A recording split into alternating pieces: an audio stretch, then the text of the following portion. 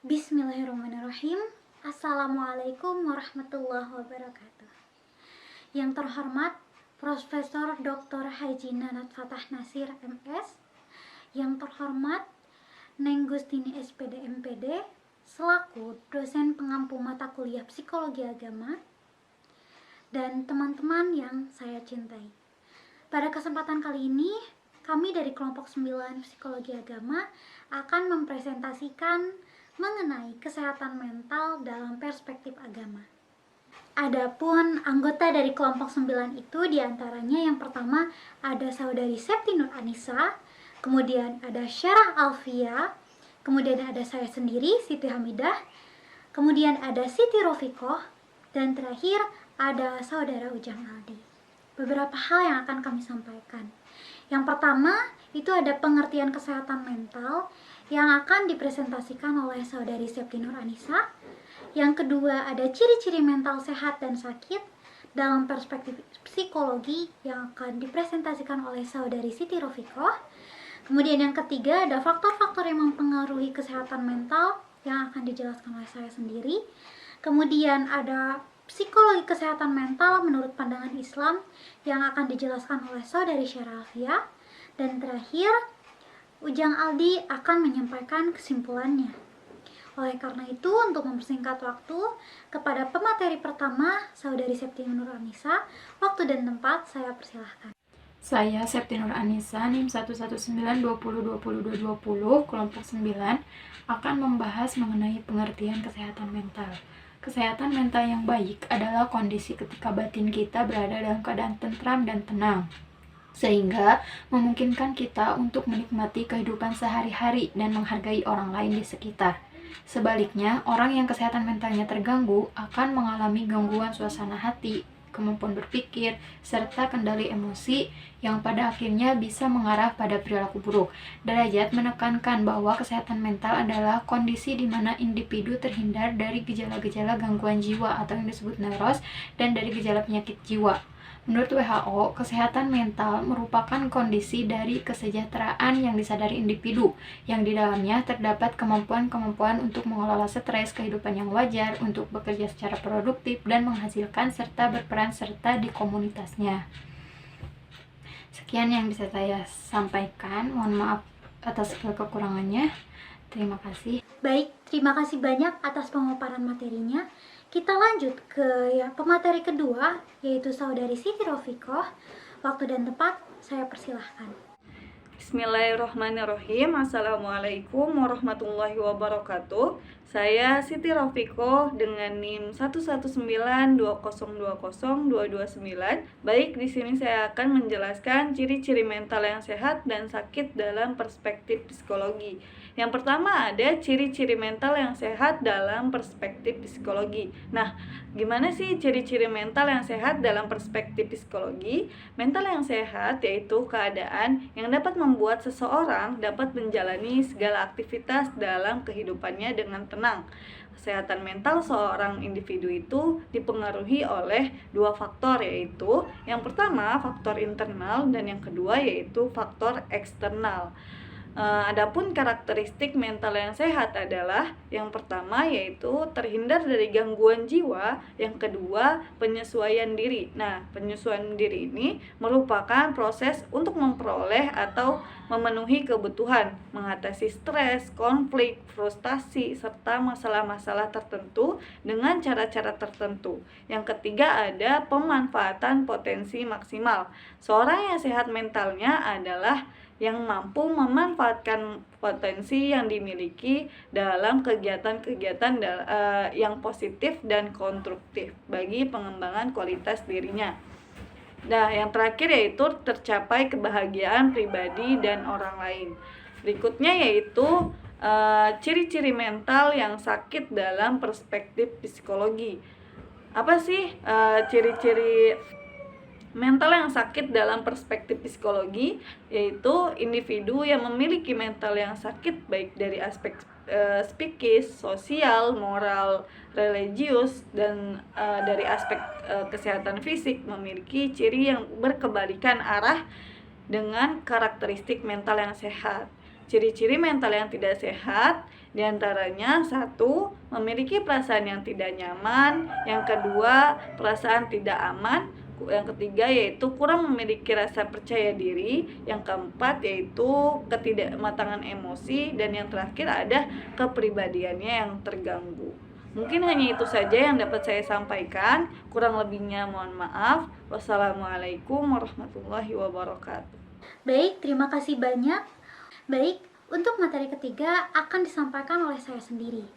Nah, adapun hal-hal yang mempengaruhi atau faktor-faktor yang mempengaruhi kesehatan mental itu dikelompokkan menjadi 2. Yang pertama ada faktor biologis dan ada faktor psikologis.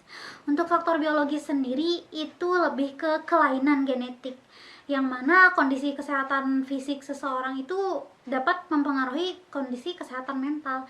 Misalnya ada kesalahan dalam syaraf-syarafnya atau hal-hal yang lainnya gitu.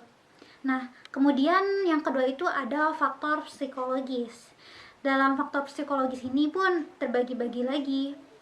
Hal-hal yang mempengaruhi kondisi kesehatan mental remaja atau seseorang antara lain yang pertama, pengalaman kehilangan orang terdekat.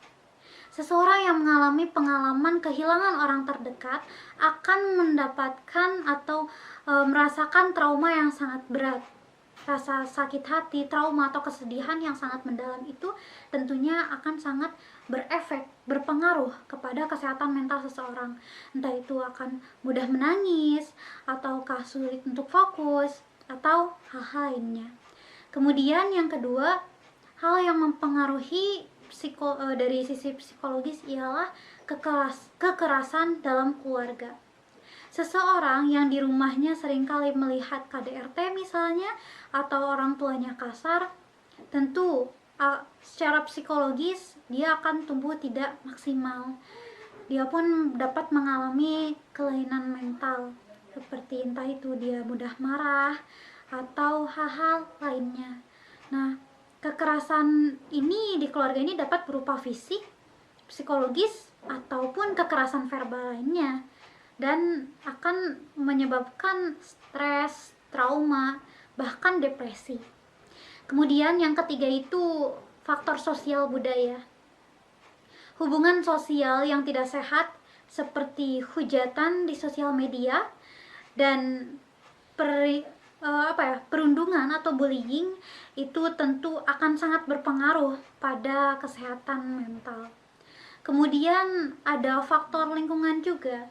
Seseorang itu yang berada di lingkungan positif tentunya akan memberikan dampak positif juga bagi psikologisnya.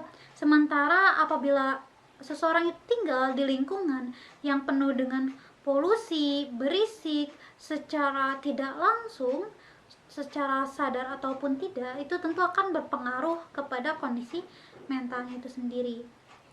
Nah, dan yang terakhir itu adalah kondisi keluarga.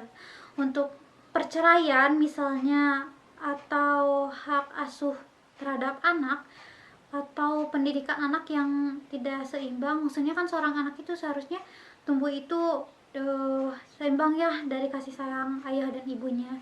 Nah, apabila hanya sebelah atau hanya ayah saja atau hanya ibu saja, tentu itu akan mempengaruhi kondisi mental tersebut. Kemudian juga dari pola asuhnya juga, apabila pola asuhnya terlalu mengekang atau ada perpisahan anggota keluarga seperti itu, tentu akan menyebabkan adanya sebuah trauma psikologis.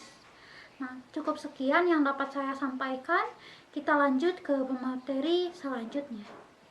Untuk materi keempat akan disampaikan oleh saudari Syara Alfia. Bismillahirrahmanirrahim. Saya Syara Alfia Fitriani dengan NIM 119200243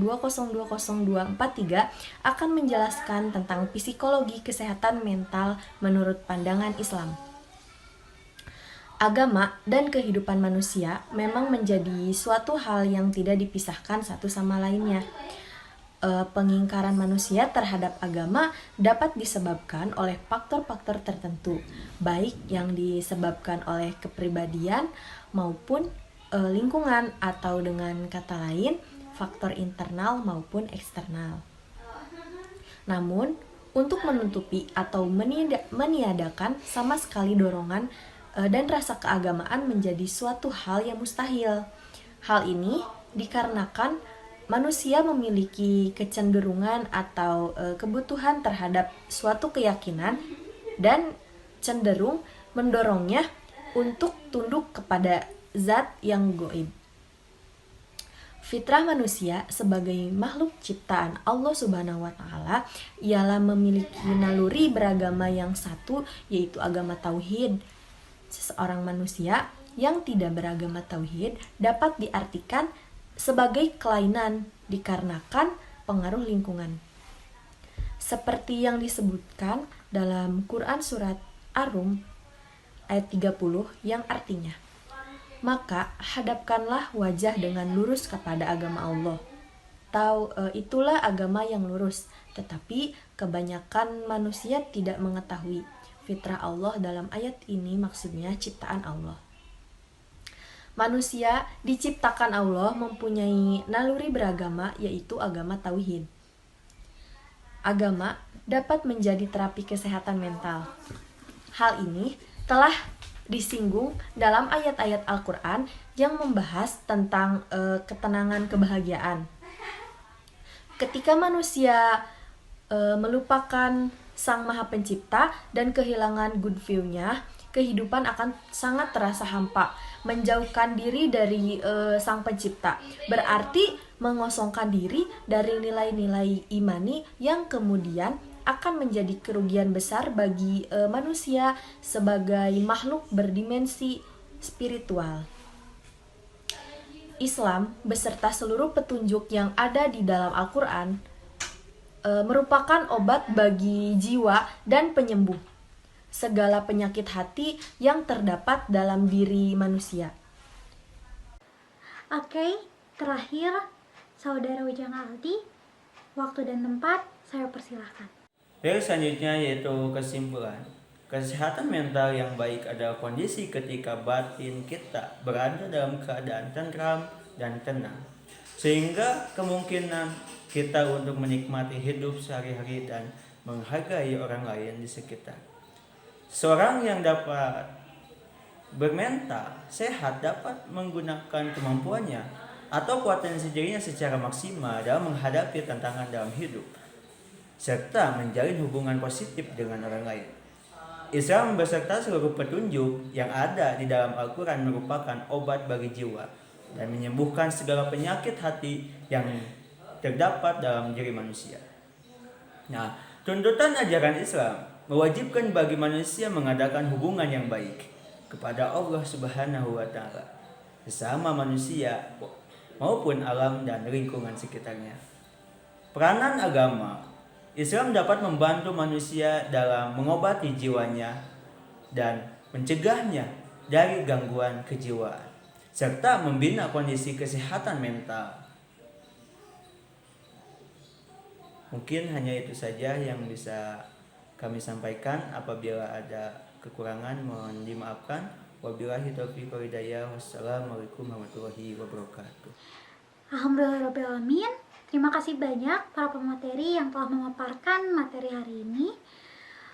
Mohon maaf apabila dari kami ada kesalahan. Sekian dari kami. Wassalamualaikum warahmatullahi wabarakatuh.